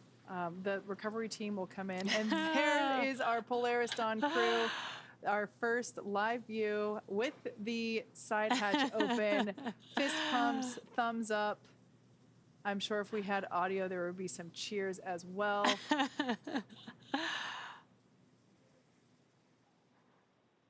I'm sure the crew is so excited to be home, mission complete, like they said, after 5 days of some historic milestones. That smiling face there in the side hatch taking pictures, I'm sure that is John Kraus, also known as Snap. He is I believe, the content director for the Polaris Dawn program. I'm sure it's an exciting moment to be able to capture, both with video and photo, the smiling faces of the crew members. Now we can see some SpaceX crew members, recovery team, they'll come in, they will start to remove the footrests at the bottoms of each seat. That will help give a little bit more moving room, or I should say area to for folks to get in and help our 4 Polaris Dawn astronauts get out a little bit easier.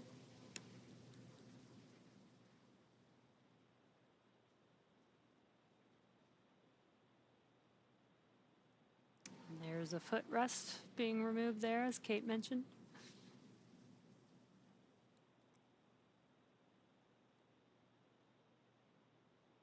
Fun fact about those footrests, they are custom sized for each astronaut, as well as the armrests. So each armrest and footrest basically comes in like a small, medium, or large option, and depending on, excuse me, the foot length and the arm length of each individual, they get their appropriate size for their body measurements. Yeah, I mean, that goes with the seats themselves, the suits themselves are all customized to each individual astronaut and crew member. Basically, they get a customized version just for themselves for these missions.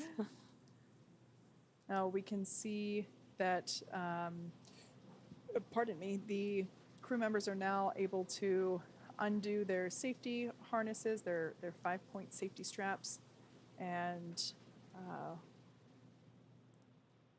I guess that would be the last step before being able to get out.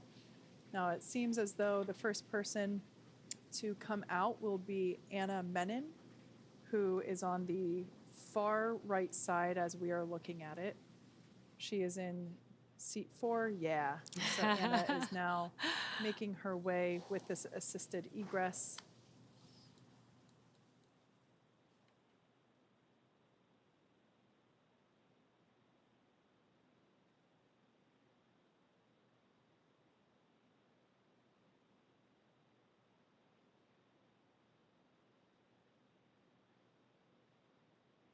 Mission Specialist Anna Menon.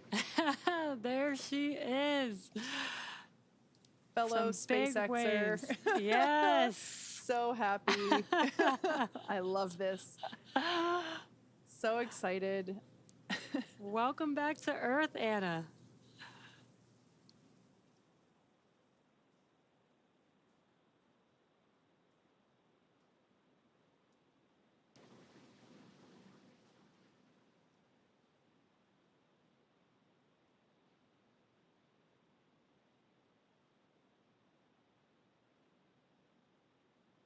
We heard Haley Arsenault, who was one of the mission specialists, and she for the Inspiration 4 mission.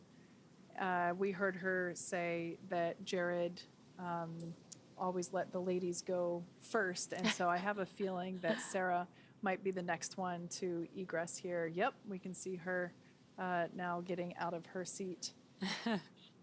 She and Anna had the 2 window seats.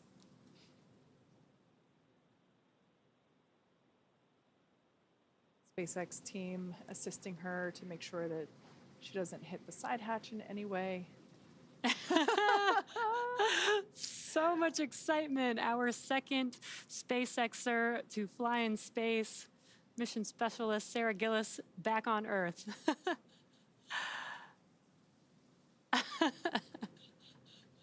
So cool to see her. Now egressing is our pilot, Kid Petite. I would bet good money that we're going to see some thumbs up once Kid exits. It's pretty cool to see that they are coming out, standing up on their own 2 feet and walking off. SpaceX, Dragon, this is the final call. Sign off.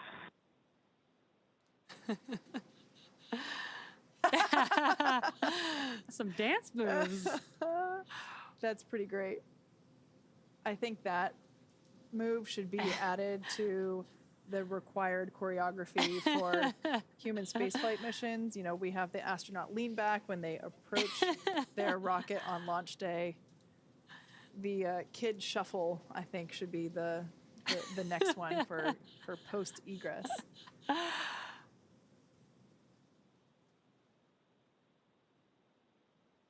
We heard Jared get one last call out on the loops before egressing himself.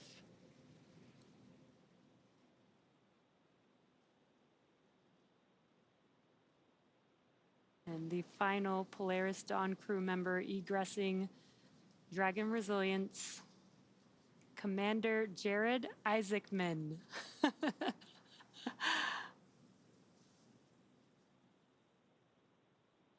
Our second frequent flyer in Dragon, completing his second mission in space. For a second, I thought...